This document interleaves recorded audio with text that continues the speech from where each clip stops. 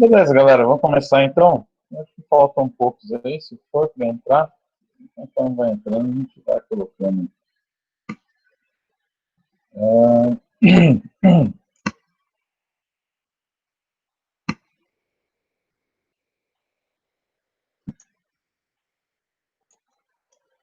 vamos lá.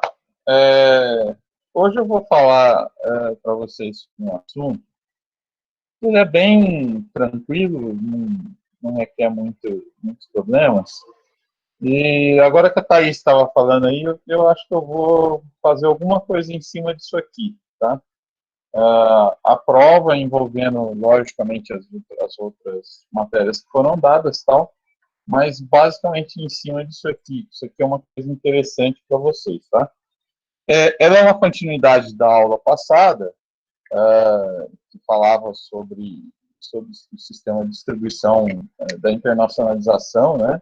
Do sistema de distribuição, como ela é feita. Até a aula passada a gente viu lá que os problemas estão em você adaptar-se ao país que você está mandando os produtos, né, para fora, de que nem sempre esses países a distribuição dos canais, os canais de distribuição eles são idênticos aos que acontecem no Brasil.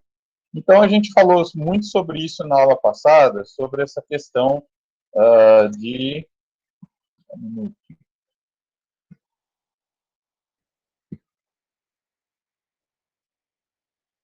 Vinícius aqui.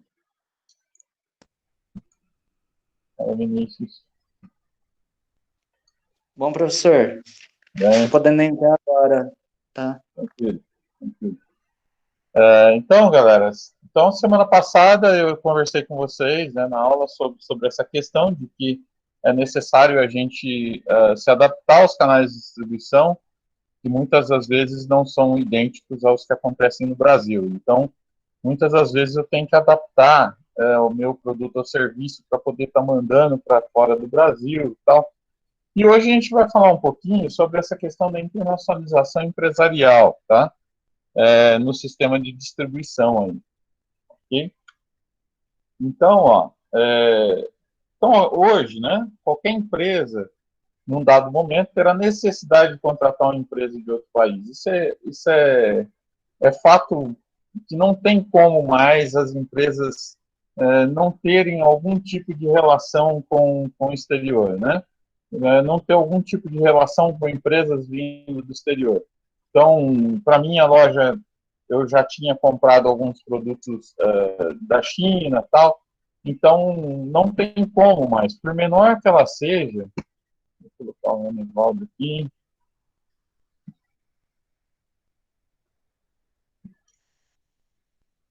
Fala, Anivaldo.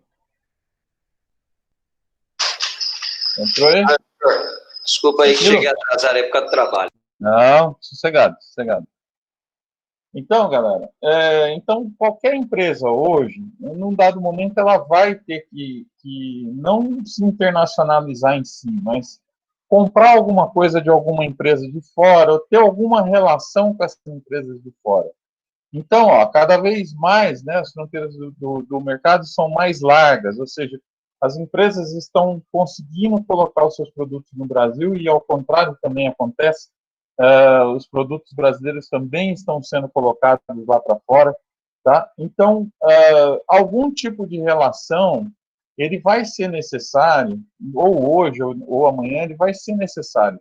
Então, eu sempre costumava citar como exemplo de que a gente se engana, quem é a loja que pensa que o seu concorrente é aquele que está ali do seu lado, tá? E não é mais. Hoje há uma internacionalização. Hoje você compete com produtos importados, tal. Então não tem mais como ficar sem essa relação. Ainda que você não compre nada, você está competindo com o mercado internacional, tá? Então essa relação, justamente que a gente está falando, há uma internacionalização. Existe aí um fator de que todas as empresas vão ter algum tipo de relação, quer elas sejam de compra ou venda, quer elas sejam de concorrência direta, tá?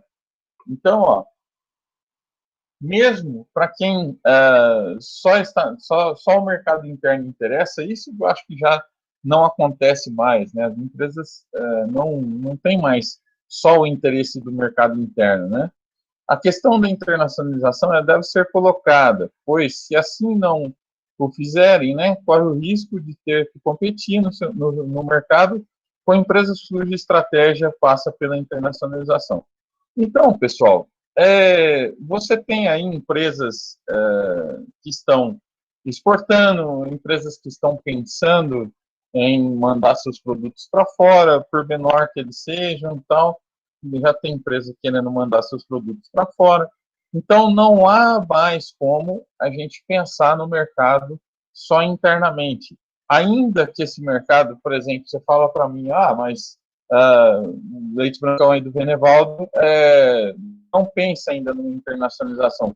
Mas aí você tem contato, por exemplo, com maquinários, você tem contato com uma série de coisas que é necessário algum tipo de comercialização, de internacionalização, tá? As empresas estão mudando, por exemplo, maquinários estão sendo importados, exportados, tal. Então não tem como mais, tá, galera? Essa internacionalização, por menor que ela seja, por menor que seja a empresa, como é o Leite Brancão, que ele é regional aqui, a gente tem que pensar numa internacionalização, tá? Por exemplo, Leite Brancão, ele tem que estar atento aos maquinários novos que estão sendo lançados. Parte daí já uma internacionalização do comércio, ok? Então, ó, aí o autor aqui desse livro que eu escolhi para passar para vocês, ele faz duas indagações aqui, duas perguntas, tá? Então, o que é uma empresa internacional e o que diferencia essa empresa internacional de uma nacional, tá? Um minuto, galera. Vou botar aqui o Douglas, tá?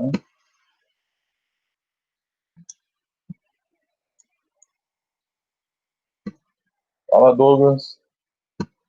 Entrou aí? Tudo certo? Então, galera,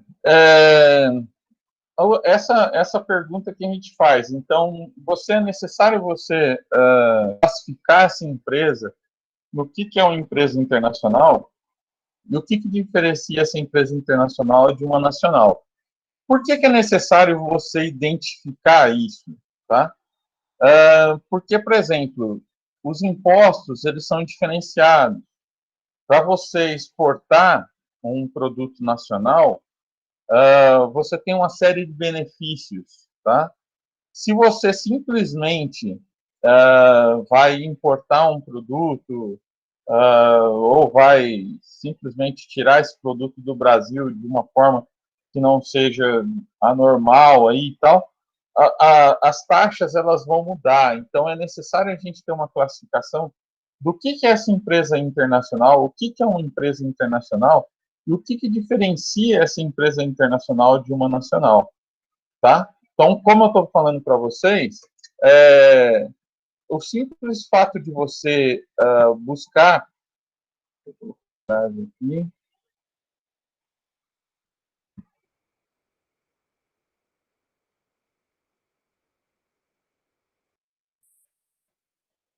entrou aí?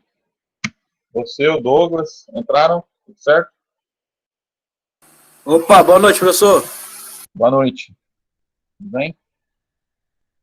Então, galera, oi, Grazi, entrou aí? Você que abriu o microfone, hein? Não, tudo certo. Beleza. Tudo certo. Tranquilo. Então, ó, a gente precisa classificar, tá? Ter a noção do que é uma empresa internacional, de uma empresa que ela simplesmente, né, se diferencia dessa empresa internacional de uma empresa nacional. Então, vamos tentar classificar aqui para a gente ter uma noção mais ou menos do que é uma empresa e outra, tá? Então, ó, ele me fala que uma empresa internacional, sempre que operar em mais de um país, pode parecer correta. No entanto, será que os limites geográficos de um dado país serão suficientes para caracterizar uma empresa como internacional? Tá? Eu tenho visto alguns produtos, por exemplo, sendo vendidos no Paraguai, aí em lojas grandes, como era o Shopping China lá no Paraguai, que eram fornecedores meus de Franca, tá?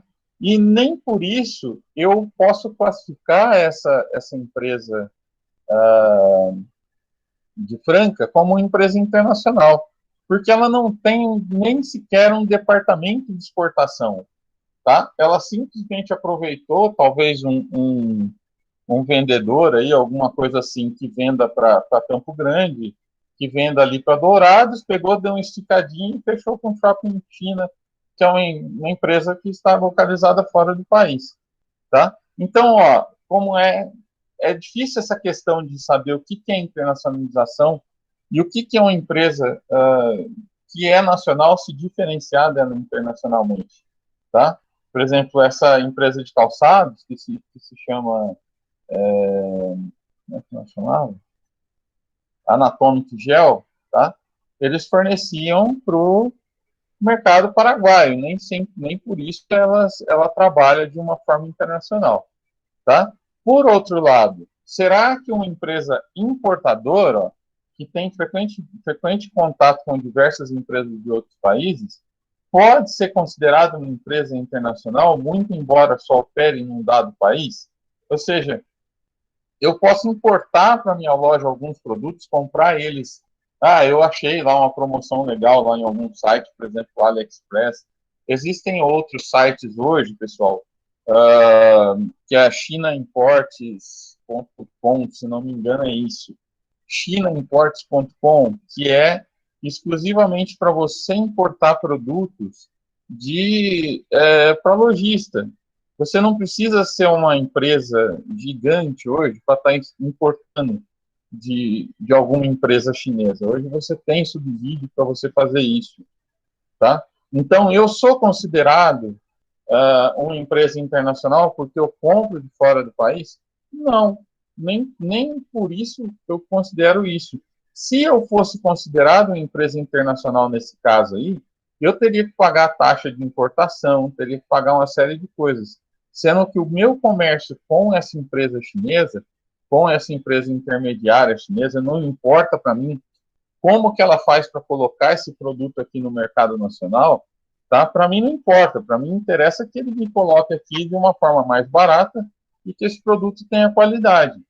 Então, nem por isso eu sou uma empresa internacional por ter comprado de uma empresa de fora do país, tá? Deu para entender essa diferença? Aliás, a gente não está classificando aqui quem é nacional e quem é internacional. Eu estou só propondo algumas questões que elas precisam ser resolvidas para que você me fale assim, olha, essa empresa é internacional, tá? Olha, essa empresa, para ela ser internacional, a gente já vai falar sobre isso, mas, por exemplo, eu preciso estar detendo algum comércio lá fora, eu preciso estar com alguma empresa filial lá fora, recebendo esses produtos lá fora, tá? Encaminhando esses produtos, tendo um canal de distribuição lá fora, tá? Isso é diferente do que eu estou falando aqui para vocês. A empresa chinesa, ela simplesmente coloca lá no correio, e isso chega até você e você coloca para vender. Quando você manda para fora, você precisa manejar todo um canal de distribuição. Lembram do que eu falei na aula passada? De que quanto mais controle você tem desses canais de distribuição, é melhor para a empresa, tá? Então, é justamente isso. Se eu simplesmente exportar, colocar esse produto para fora do país, ou eu estar importando esse produto de fora do país, tá? Eu simplesmente estou fazendo isso, eu não tenho controle sobre o meu canal de distribuição, tá? Esse canal de distribuição, ele pode ser que hoje ele esteja barato, amanhã pode ser que ele esteja um absurdo e você não consiga mais colocar o mesmo produto no mercado, tá? Então, isso é ruim para a empresa, você não ter o controle desse canal de distribuição. Isso, aliás, é um dos princípios básicos, tá? Dessa matéria, que você lembra lá no começo do ano, quando a gente falava teve até um capítulo do livro que falava sobre conflito nos canais de distribuição, né? Eles se dão quando você não detém mais o controle desse canal de distribuição. Você não detém mais, quem detém o controle é, por exemplo, o seu revendedor, tá? Então ele vai ditar as regras para você, então isso não é bom, ok? Então, ó, uma empresa nacional, sempre que operar em mais de um país, pode parecer correto. No entanto, será os limites geográficos, né, de um determinado país serão suficientes para caracterizá-la internacionalmente. Isso aqui eu já coloquei no anterior, mas é só para lembrar, tá? Então, ó, para responder essa questão, deve-se procurar entender quais as diferenças entre as empresas que atuam no mercado delas e aquelas que atuam em vários mercados internacionais. Como eu falei para vocês aqui, vamos tentar classificar entre os canais de distribuição. Por exemplo, se eu tenho um canal de distribuição que está lá fora, se eu necessito de um canal de distribuição um pouco mais complexo que simplesmente os correios, tá? É sinal de que eu já tenho alguma coisa a mais com o mercado internacional. É sinal de que a minha empresa já está num nível um pouco mais avançado que uma simples empresa que pega esses produtos e revende, tá? Então, ó, fundamentalmente, as diferenças são culturais, orgânicas e de processos, tá? Culturais, quando a gente falava, lembra que a gente comentava, aliás, culturais e orgânicas, né? Lembra quando a gente comentava sobre quando a gente parte para um mercado internacional, você utiliza esses canais de distribuição. Muitas das vezes esses canais de distribuição eles são diferenciados do que você utiliza aqui no Brasil, tá? Então, essas diferenças, elas podem ser culturais. Por que culturais e orgânicas? Porque elas têm algumas formas, por exemplo, têm algumas facilidades em outros países que nós não temos no nosso. Então, por exemplo, a gente usa aqui no Brasil, fundamentalmente, correios e transportadoras, que são terrestres por caminhões, tá? Se eu vou para um país como a Europa, alguns países da Europa, como a Alemanha, na Alemanha você transporta carro, você transporta mantimento, você transporta uma série de coisas por trens, tá? Porque a rede férrea é muito evoluída deles lá, quase não se vê caminhão, esse tipo de coisa, tá? Por quê? Porque tem outras características culturais, tá? Já são mais evoluídas nesse processo, ok? E também dos processos, né? Dos processos de como é distribuído esse país dentro desses países esse determinado produto. Então, esse produto ele tem processos diferentes do que são feitos aqui no Brasil, tá? Às vezes você precisa ter uma adaptação de embalagem para você poder mandar para o outro país, você precisa ter uma adaptação de línguas no rótulo tal, e também de processos de como você vai enviar esses produtos. Eu lembro para vocês, até na aula passada, eu citei como exemplo para vocês, de que, por exemplo, por que a China, tá? Quem não estava na aula passada, por que a China ela manda produtos pequenos aí de 5, 10 reais, né? Às vezes até menos que isso, que você acha no AliExpress, produtos pequenos. Porque na maioria das vezes o governo subsidia, tá? A questão dos correios é subsidiada. Então eles colocam a preço de banana aqui para o Brasil, tá? Determinados produtos. E vão ganhar na diferença de quantidade. Tá? Não é que o correio de lá é deficitário, mas o governo chinês utiliza isso como uma forma de você alavancar a indústria. E é uma maneira muito inteligente de se fazer isso.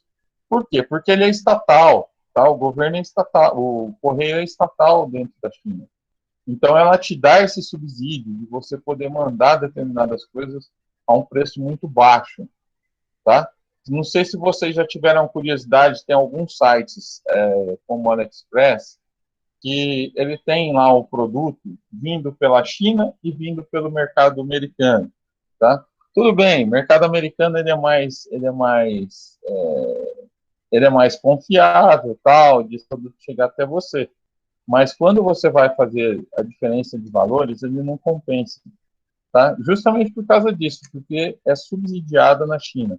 Então, para uma empresa atuar em vários mercados, sejam eles segmentos do seu próprio mercado ou mercados de países diferentes do seu, deve se adaptar e receber novos estímulos resultantes de processos específicos, motivos pela qual sua cultura e sua organização precisam ser recicladas. Então, é justamente isso que eu estou falando para vocês, tá? A empresa, ela precisa se dar conta desses canais de distribuição quando ela parte para fora do país. Ela precisa ver quais são as culturas, o que pode, o que não pode, quais são as legislações desse país. Então, tudo isso, se eu conseguir, muitas das vezes eu consigo baixar meu preço com isso, tá? Mas, e lembra que na aula passada a gente também falou sobre isso, de que essas características da distribuição, quando elas são externas, tá? Essas características também não podem mudar o posicionamento de mercado desse meu produto, tá? Eu não posso, por exemplo, tudo bem, aqui eu mando por transportador, esse produto chega a R$80 para mim. Ele vai chegar a R$300 com um cara lá da China, por exemplo, esse produto não vai ser vendido. Por quê? Porque você mudou o posicionamento de mercado da marca. Você, em vez de um produto barato que você estava vendendo no Brasil, você está vendendo um produto com preço top fora do Brasil. Então, você está mudando, por conta da distribuição, você está mudando o posicionamento de mercado da empresa. Tá?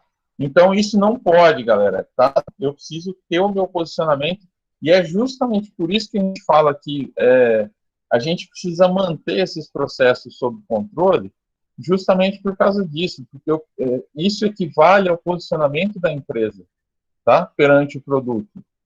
Lembram, para quem não lembra isso, eu preciso lembrar ao longo dos 2 anos que a gente vai estar juntos, de que posicionamento é a forma com que o meu cliente vê o meu produto. Então, simplesmente, o cliente do Brasil, ele não pode ver o meu produto de forma diferente do que um cliente dos Estados Unidos, por exemplo. Tá? Eu preciso ter a mesma qualidade, eu preciso ter a mesma base de preços, eu preciso ter uma série de coisas que não vai alterar esse posicionamento. Beleza? Tudo bem? Então, deu para entender aí, né? Eu necessito controlar esses canais de distribuição para que eu não mude o posicionamento da empresa, tá? Não mude o meu posicionamento de produto da empresa, ok? Tudo bem até aí, pessoal? Alguma dúvida? Tranquilo? Então, vamos lá. Então, por outro lado, será que uma empresa importadora, que tem frequentemente contato com diversas empresas de outros países, pode ser considerada uma empresa internacional, muito embora só opere num dado país?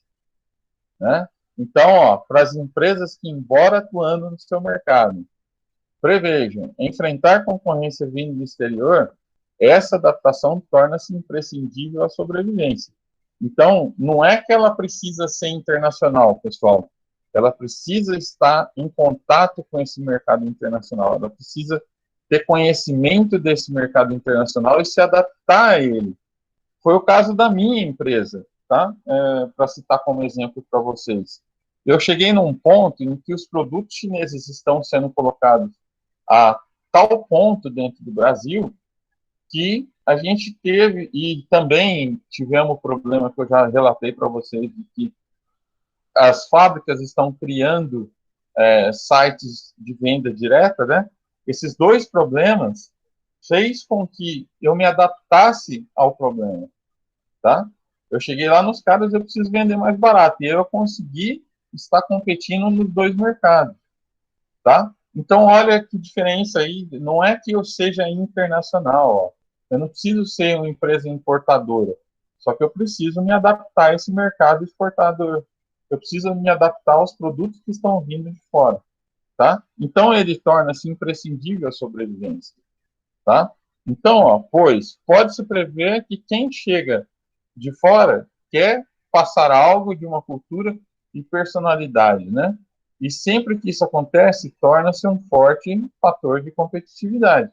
Então, quando os produtos chineses vieram para o Brasil, né, a um preço de banana, isso ganhou-se uma cultura. Olha, tem produto chinês sendo vendido na internet a preço de banana. Pô, isso mexeu com o mercado, tá? Mexeu com a personalidade de todo o mercado, ok? Então, o que aconteceu? Os caras se tornaram fortes, tanto é que as empresas exportadoras hoje que mandam para o Brasil, por exemplo, a Amazon, a própria AliExpress, tem outras, né, desse mercado aí, que se tornaram fortes, tá? Que se tornaram competitivos dentro do mercado em que elas não têm aí talvez nem um escritório. A Amazon já tem, né? A Amazon já está gigantesca, ela já tem mercado no Brasil, já tem escritório no Brasil. Mas às vezes tem escritórios que não tem. Por exemplo, a AliExpress acho que não tem, se não me engano. Se tiver, colocou recentemente, mas não tinha até então. E se tornou um fator de forte competitividade, tá? Tudo bem?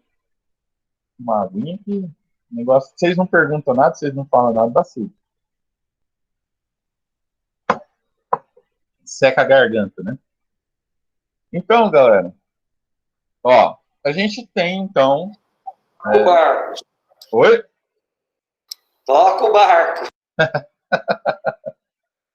Seca a sua, né? A minha eu não vou secar, né? Não, beleza. Então, galera, a gente tem algumas modalidades aí de internacionalização, ó, que a gente pode caracterizar essas empresas de forma internacional, tá? Como sendo internacionais, né? A primeira empresa que faz exportação indireta ou direta, né? Direto ou indireto, direta é como faz a AliExpress aí, que tira da fábrica lá e você manda para cá, né? Diretamente para o consumidor. E indireta é quando ela passa por algum canal de intermediário aí, vamos dizer assim, tá? Então ela pode ter essa exportação indireta, ela pode ter essa exportação indireta, né? Ela pode ter um licenciamento, que seria o franchise, pode ser uma joint venture, a gente já vai ver o que é uma joint venture aí, vocês já devem até ter estudado sobre isso, e pode ter também um investimento direto no estrangeiro, tá? Então vamos ver cada uma dessas modalidades aqui, para a gente poder entender aí, tá? Então, ó, antes da gente entrar em cada uma delas, ó, de longe, a maneira mais usual e mais simples, né, de qualquer empresa se tornar internacional é a exportação.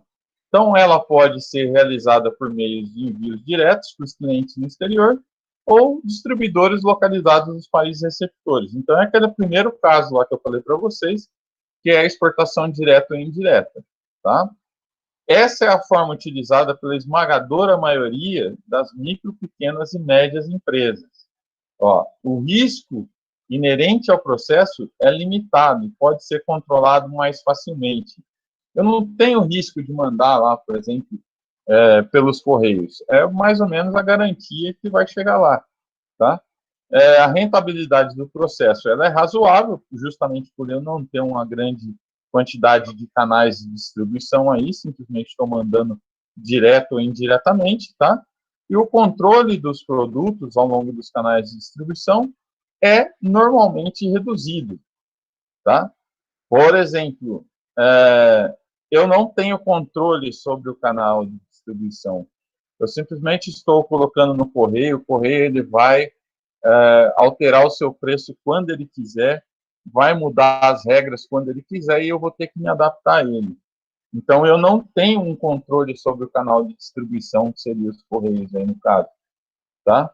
Ou qualquer outra forma, não é só os correios aí que eu tenho de canal de distribuição direto ou indireto, tá? De exportação direta ou indireta, ok? Eu estou só citando como exemplo. Então, normalmente, a gente não tem esse controle. Só que a rentabilidade, ela pode ser muito grande, tá? Porque eu estou colocando esse produto fora do país, existe até algumas formas que isso se torna mais barato, né? E eu não não pague tributos, hoje em dia, para vocês terem uma ideia, estão mandando os produtos que se compra na China para os Estados Unidos para embalar com caixas dos Estados Unidos para chegar aqui e não chamar tanta atenção da Receita. Só para vocês terem uma ideia o que é o jogo de exportação e importação aí e tal, a forma com que você tenta passar isso, tá? Então, estão tentando até isso, pessoal, até fazer isso. Então, manda para os Estados Unidos, porque quando chega com a embalagem dos Estados Unidos aqui, a Polícia Federal, a Receita Federal faz mais vista grossa, vamos dizer assim, né? Eles falam, não, os Estados Unidos é um país sério, não manda coisa para cá. Pois é, estão passando pelos Estados Unidos, tá? Os produtos chineses, ok? Então, essa seria a primeira modalidade, que é a exportação interna e externa, tá? Direta e indireta, desculpa. Outra forma de internacionalização é a questão do licenciamento, tá? Que é a questão do franchise. Por esse sistema, os produtos não são exportados, isto é, não são transportados de um país para outro.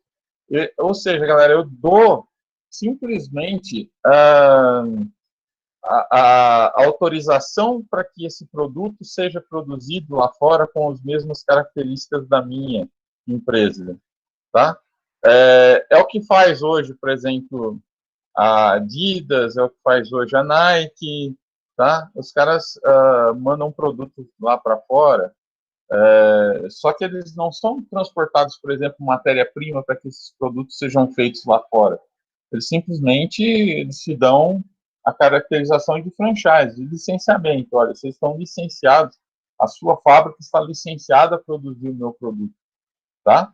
Então, o licenciamento prevê um controle entre duas empresas em que uma, aliás, sendo detentora de know-how, ou seja, sendo detentora de conhecimentos, né, do mercado, acorda com outra, transferindo mediante uma retribuição.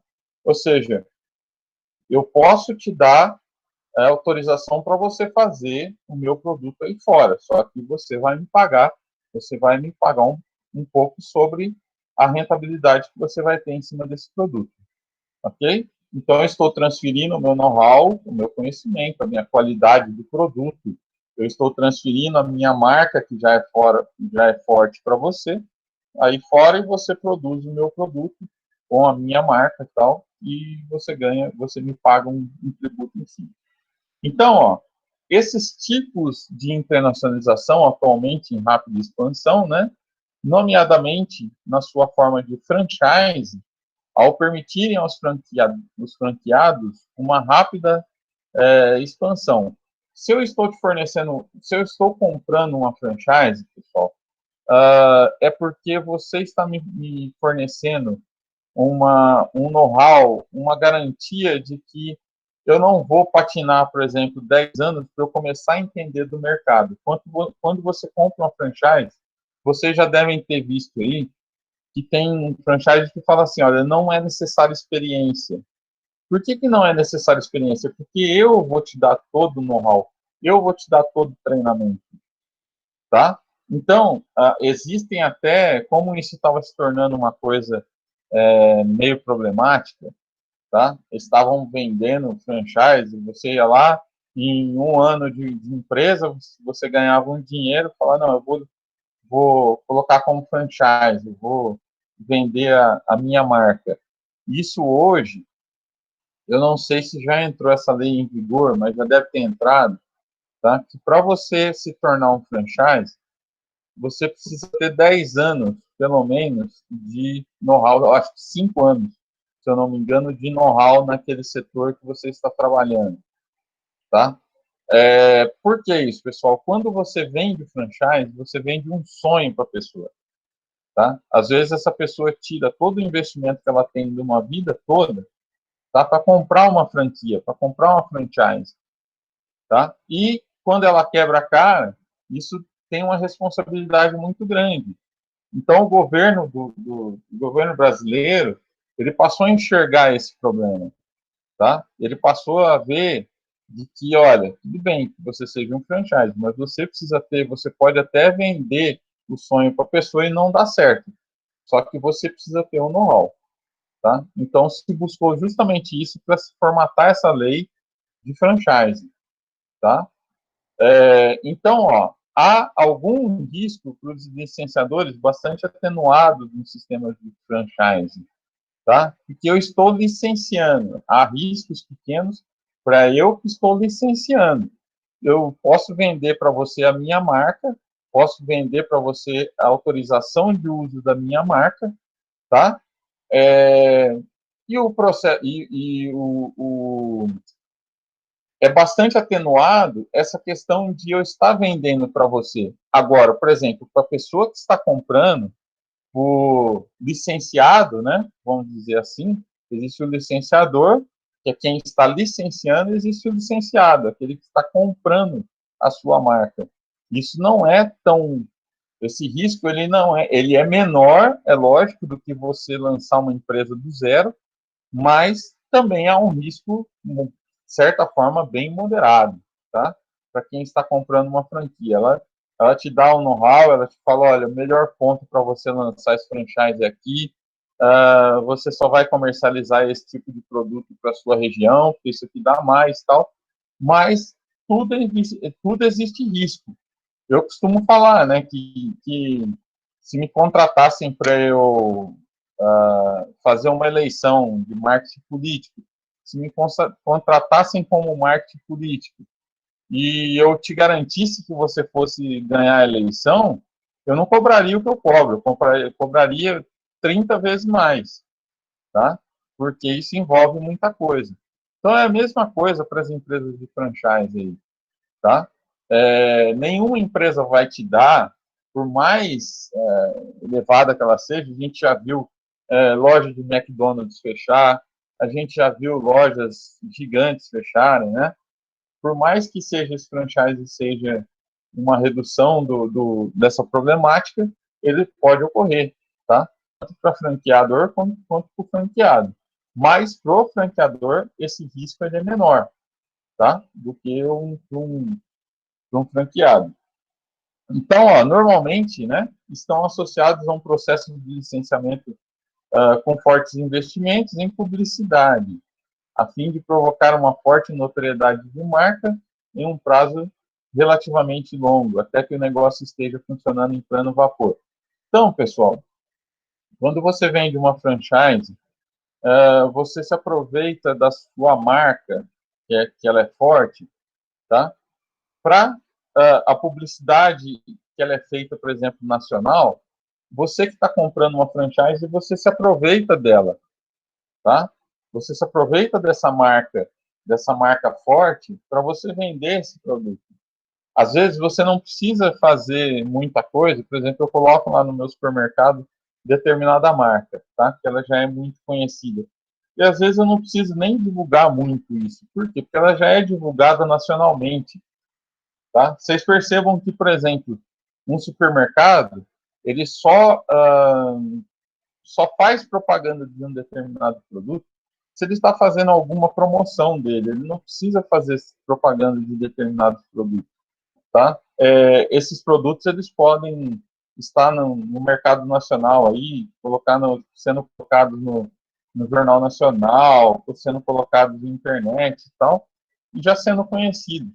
Então, há um investimento muito grande. O que caracteriza essa questão de franchise é que há um investimento muito grande em publicidade, em que o franqueado se aproveita dessa questão, tá? Então, ele se aproveita disso para que venda essa marca, para que ao longo do tempo, é lógico que ele se torne também um franqueado importante, tá? Um franqueado que não vai fechar sua loja. Não sei se vocês sabem, mas, por exemplo, a franchise, ela não é assim, ó, vamos dizer, entre aspas aí, né? Citando a grosso modo, eu estou cagando e andando, você já comprou a minha franquia, eu estou cagando e andando para você. Ela não funciona dessa forma mais, tá? A franqueadora hoje, fechar uma porta, é muito ruim para ela que está vendendo franchise, tá? Vocês percebem que, por exemplo, não deu certo. isso repercute para a empresa, isso repercute para a franqueadora, tá? Então, isso é ruim para ela. Então, ela tem que tomar todo o cuidado possível, todo o cuidado necessário para que não aconteça isso. Isso é muito problemático, ok? Bom, uma terceira modalidade ali, né, e mais envolvente forma de internacionalização são as joint ventures, tá? Sistema em que duas ou mais firmas com características complementares se juntam, partilhando os investimentos e o risco. Eu vi recentemente aí a Harley Davidson se juntar com a Porsche para desenvolverem um motor para uma moto, tá? Da Harley Davidson. Então, existe essa moto, tal. Então, isso é uma espécie de joint venture. Ó, me dá a sua tecnologia daqui, eu vou te dar um know-how dali, de motos, tal, não sei o que, desenvolver esse produto junto. Isso é uma joint venture, tá? Eu entro com alguma coisa, você entra com alguma coisa, são duas empresas que já estão, diferente da franchise, onde uma empresa, uma franqueada ainda não se desenvolveu, aqui no joint venture a gente tem duas empresas que já desenvolveram know-how em alguma coisa, tá? Algum conhecimento em algum setor diferente, tá?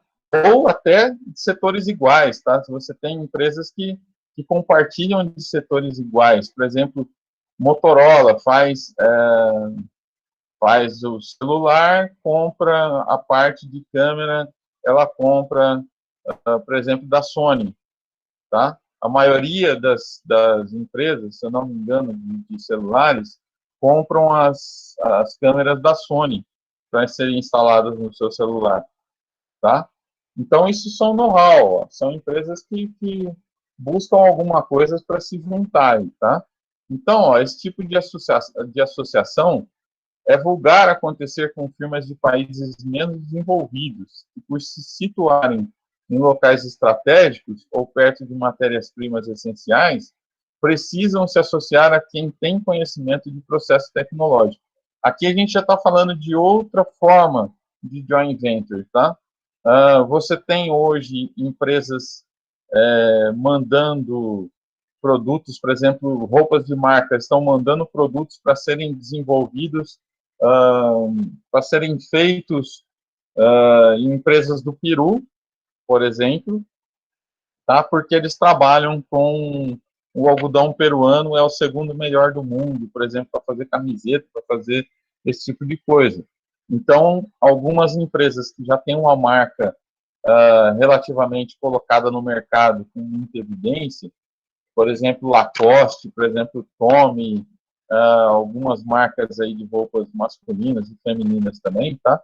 Eles colocam seus produtos no Peru, eles mandam seus produtos no Peru para eles serem fabricados lá e voltam com a marca, que são desenvolvidos por lá, justamente porque a matéria-prima desses produtos está no Peru, tá? E esse produto ele já vem com a marca colocada, ele não é simplesmente feito lá, mandam para cá o algodão para você transformar aqui.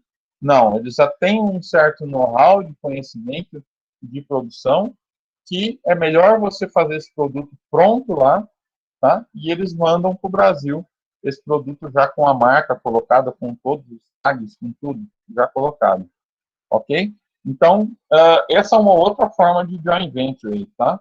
Então, ó, nesse processo pode haver um maior controle dos produtos até chegarem ao mercado, sendo que o risco é maior para os intervenientes, mas os rendimentos também são substanciais.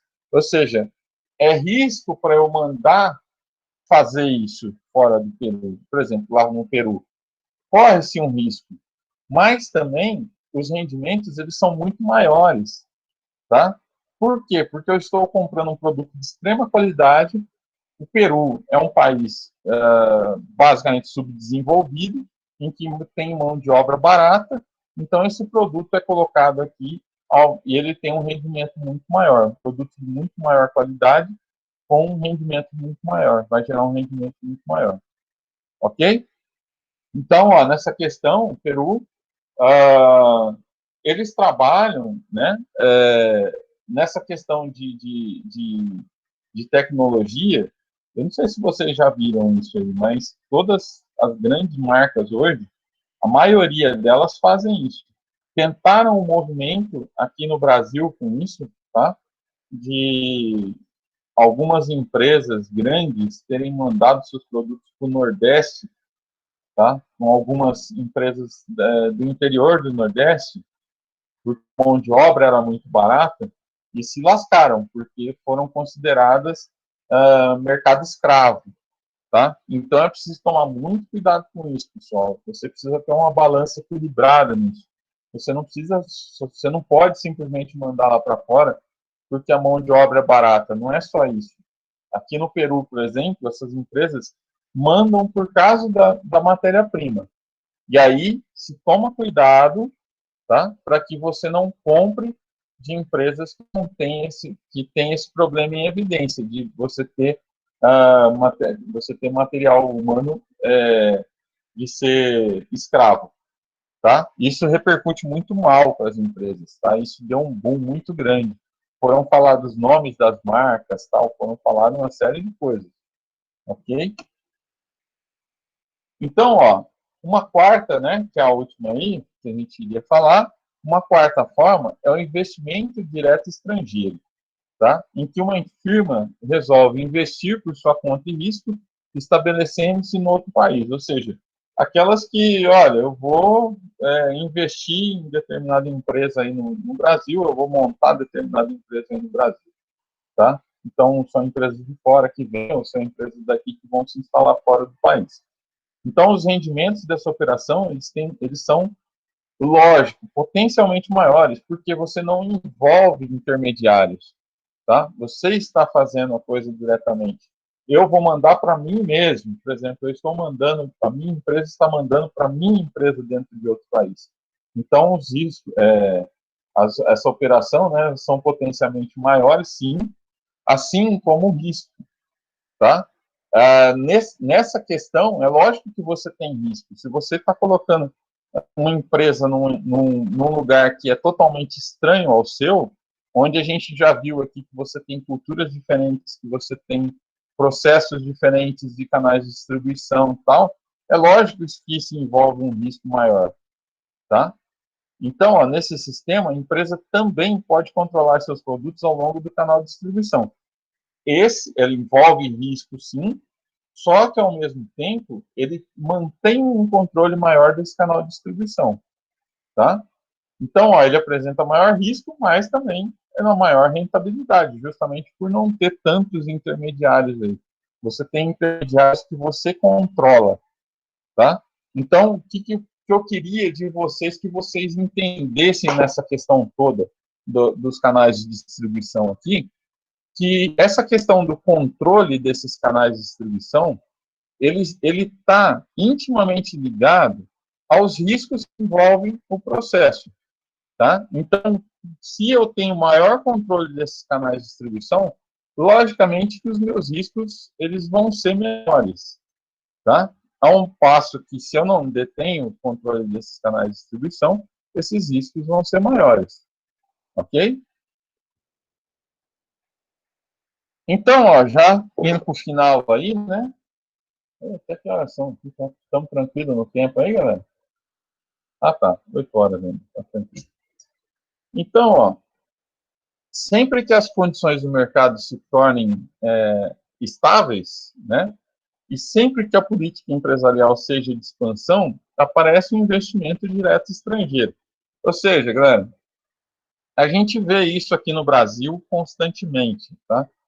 Sempre quando há alguma mudança de governo, vamos dizer assim, desculpa, sempre quando há alguma mudança de governo, a, a gente se torna mais instável, né, na verdade, né? A gente se torna mais instável. Sempre quando quando há um problema, por exemplo, de rentabilidade do país, de algum problema político no Brasil, você está suscetível a menos investimentos internacionais. Isso é evidente. Ao passo que aqui a gente está falando justamente ao contrário.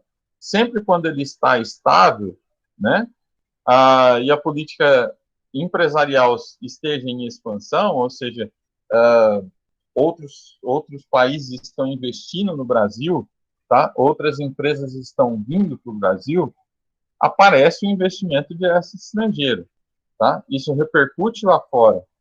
Então, ó, essa é uma sequência típica do percurso de uma empresa para a internacionalização. Ou seja, ela está de olho no mercado externo. Então, qualquer coisa que ela tem ali naquele país, que ela achei naquele país, fala, ó, eu já tinha intenção de ir para aquele país. E, de repente, alguma situação fez com que aquele país esteja estável, que ele esteja agradável aos olhos do investimento estrangeiro, ele vem, tá? Então, normalmente, essas empresas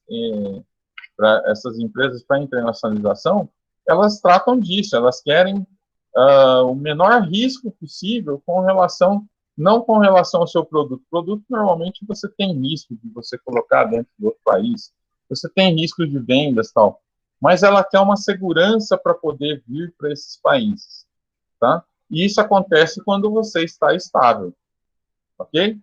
Então, ó, as situações variam de empresa para empresa, é lógico, e de mercado para mercado, né? Não são todas que atuam dessa forma. Você tem empresas que vêm justamente quando o barco está pegando fogo, né? Que nem advogado, quanto mais o barco pega fogo, é melhor, né? Então, aqui é a mesma coisa. Às vezes você tem empresas que, na crise, elas estão vendendo mais, tá? Foi o caso, por exemplo, de máscaras aí e tal, né? De produtos de respiradores, tal, não sei o que, as empresas ficaram que nem abelha no mel, né? Querendo pegar uma fatia do mercado para todo lado. Não é isso que a gente está falando aqui. A gente está falando em situações, em condições normais, tá? Do mercado. Então, em situações normais do mercado, quando o governo te transmite determinada segurança, essas empresas elas vêm, tá? Há essa internacionalização. Caso contrário, não.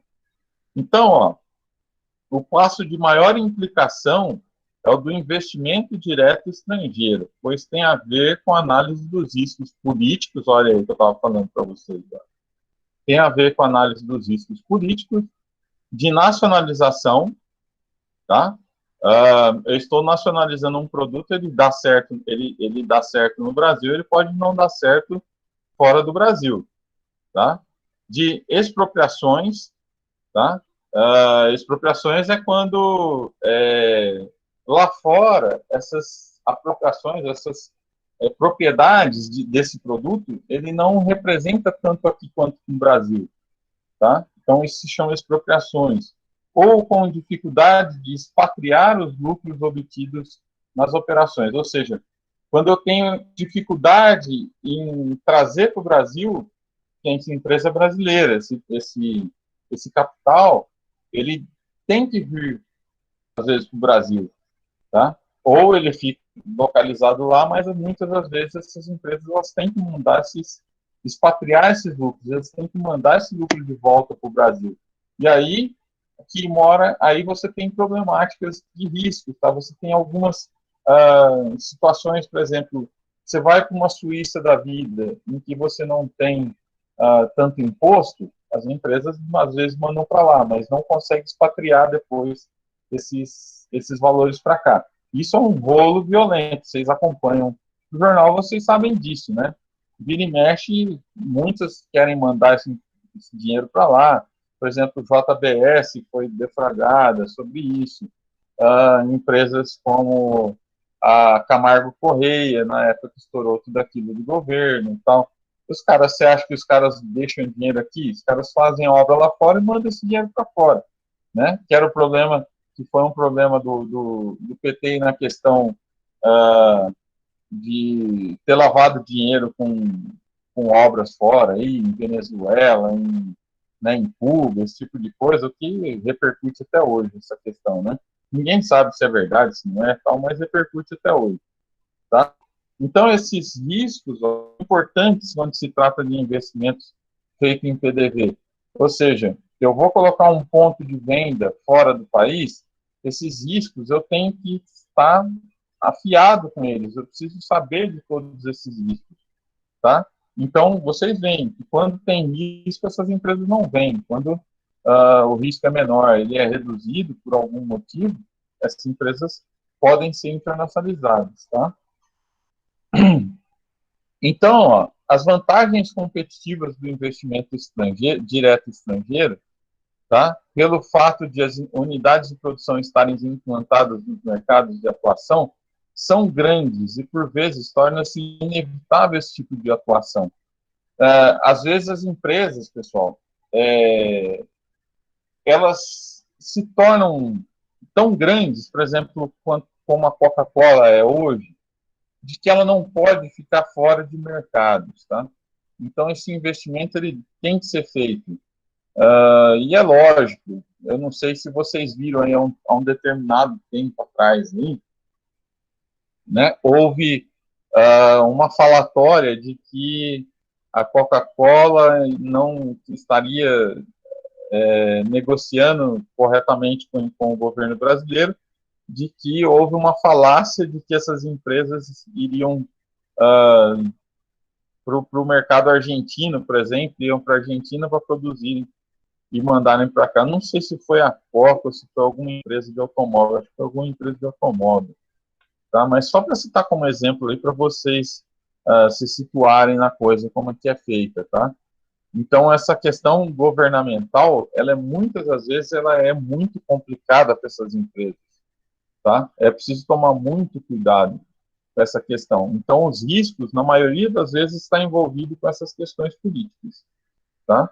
Então, à medida que as empresas evoluem na posição de exportadores indiretos para o de investidores diretos, o risco de suas operações comerciais aumenta, é lógico, né? Se eu mandar para a China de determinada forma, eu agora vou colocar uma empresa lá na China, é lógico que o meu risco aumenta, né? Assim como o seu envolvimento nos mercados. É evidente. Uma empresa exportadora é diferente de uma empresa que está localizada, uma empresa internacional que está localizada aqui dentro. Tá? Há um envolvimento com o mercado. Okay? Se uma empresa manda X funcionários embora lá fora, é diferente de você mandar uma empresa que está aqui no Brasil mandar X funcionários embora aqui. Você tem um envolvimento com o mercado. Tá? Aumentando também os lucros, né, potenciais, é lógico que se eu estou colocando uma empresa lá fora, é para eu reduzir custos e automaticamente eu aumentar meus lucros, né? Assim como o controle de suas operações. Ou seja, se eu estou colocando uma empresa lá fora, é evidente que eu vou ter controle das operações. Ok? Beleza, galera. Por hoje é isso, tá? Deixa eu puxar a chamada aqui. Hoje começamos tudo atrasado. Se alguém tiver alguma dúvida aí, pode falar, tá? Beleza? Foi meio corrido, Professor, já começado o negócio meio rápido. Oi, pode falar. nessas alternativas aí, você pode, se você for bom em exportação, você pode ir aumentando seu risco para aumentar também a sua rentabilidade, né? Seu retorno também. Com certeza, É o um retorno risco, é é um maior. risco calculado, né? É um risco Aham. calculado, não tem como. E sabendo, tendo esse know-how aí, tendo esse conhecimento aí e também tendo o controle, você fica numa negociação muito boa também, de você saber quem são os seus parceiros e também fazer grandes parcerias, né? Sim, sim. E você tem um grande domínio aí sobre, se você conhecer a cultura, é o que o senhor falou, né? Vinícius, isso aí já é o contrário. Não é que ele tem domínio à cultura. Na verdade, você vai se adaptar à cultura, tá? É diferente. Domínio à cultura você não tem. Você está chegando num país novo, então domínio à cultura você não tem aí nesse caso, tá? Você vai adaptar o seu produto ou serviço a essas questões, beleza?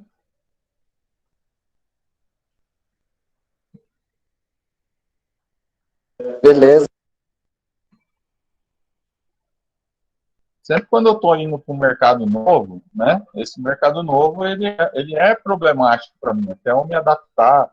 Às vezes eu vou abrir uma loja, citando assim como exemplo simples para vocês perceberem isso. Às vezes, quando eu vou abrir uma loja, eu tenho riscos.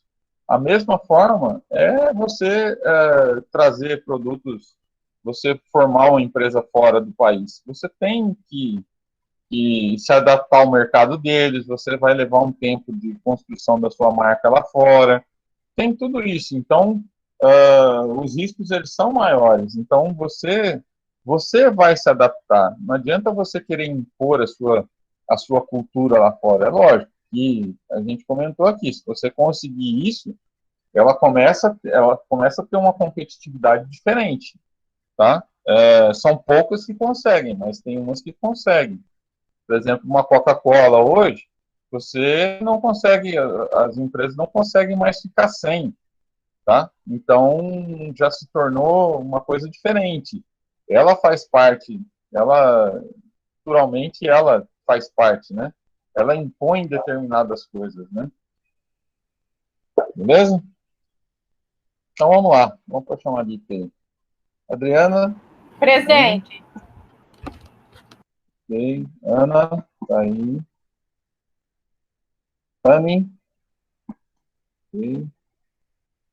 Arielle? Daniel? Presente. Tá aí, né? Douglas? Tá aí. Casi? Aí. Guilherme? Tá aí, né? Está me mandando resumo. Karina Barroso? Tá aí. Presente, professor. Karina Ferreira? Tá aí. Kátia? Tá, né? Presente. Luiz? Tá aí. Osmar? Roselaine? Roselaine, presente. Thaís? Tá. Vinícius? Beto? E Presente. Vinícius Javier? Tá aí. Presente. William? Zamorota tá aí, né? Benevaldo? Presente, professor. Tá, e a Kívia, tá, né?